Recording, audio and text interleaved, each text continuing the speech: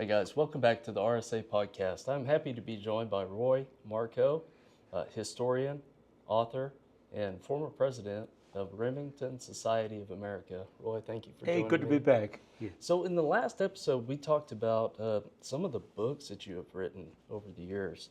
And for those that don't know, when Roy gets into a project, he writes thick books and very, very detailed.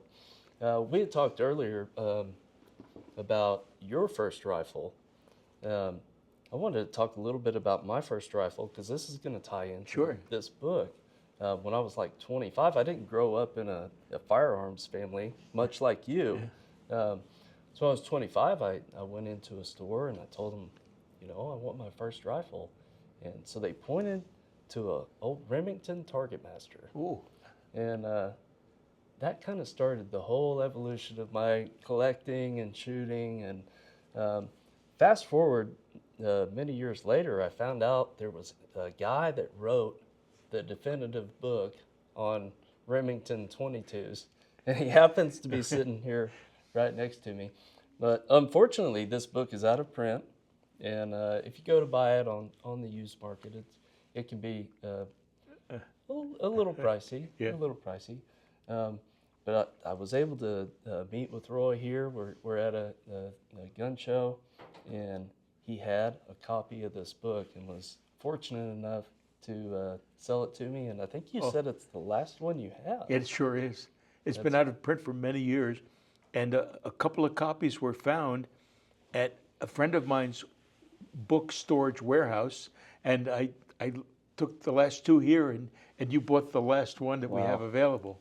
That's just incredible. I can't wait to dig into that book because I know how detailed you are about the information that you put in your books. Can you tell us a little bit about how this book came to be? Oh, I'd be glad to.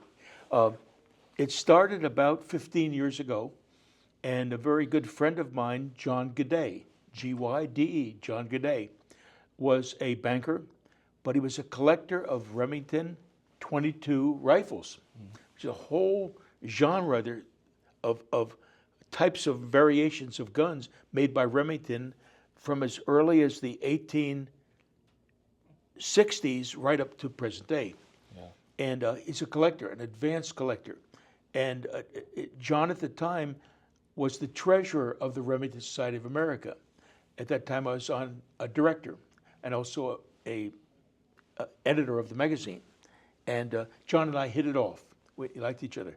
And I don't know where it started, but we wanted to combine our best features of what we do together to make a definitive work.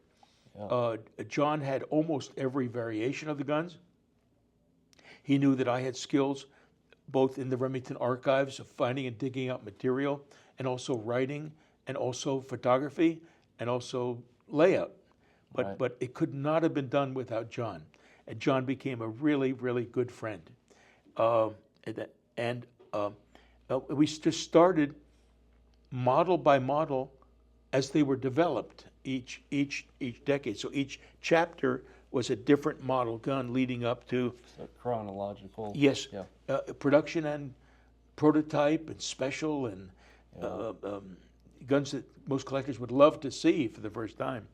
And it took about 5 years to work together. Wow. Many trips back and forth from my home at that time in California and later Tucson up to where John lived in Oregon. But we developed a friendship that's just the kind of lasting friendship you have forever. Yeah. And I will always be proud of the book that I did with John. It's called Remington 22Rimfire Rifles. And it's about 375 or more pages. And as we started working on them, more and more advanced collectors heard of our work and approached us. So we gained through the use of historians that had never shared their materials before. It's as complete a study of Remington Rimfire rifles I think that probably will ever be done. Yeah. No doubt. Thank you. Thank you. In short, that's the story. Well, I appreciate you sharing that with me, and thank you for giving me the opportunity to have the last one. I really appreciate it, man. Thank you so much. My pleasure.